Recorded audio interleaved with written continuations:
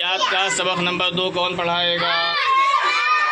سیدھے بیٹھو، صحیح سے بیٹھو، صحیح سے بیٹھو، صحیح سے بیٹھو، صحیح سے بیٹھو، صحیح سے بیٹھو، صحیح سے بیٹھو، صحیح سے بیٹھو، ہاتھ نیچے کرو، ہاتھ نیچے کرو، ہاتھ نیچے کرو، ہاتھ نیچے کرو۔ اسلامیات کا سبق نمبر 2 کون پڑھائے گا؟ ہم پڑھائیں گے؟ کون پڑھائے گا؟ دانیال پڑھاؤ گے؟ چلو تم پڑھو حاشر۔ اسلامیات کا سبق نمبر 2۔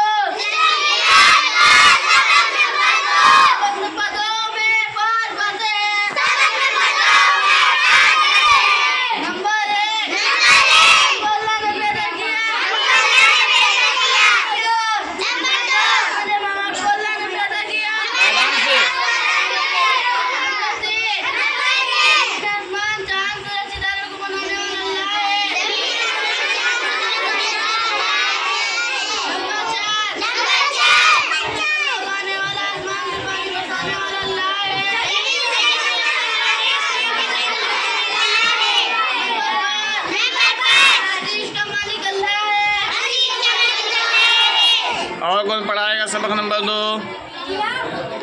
اور کون پڑھائے گا؟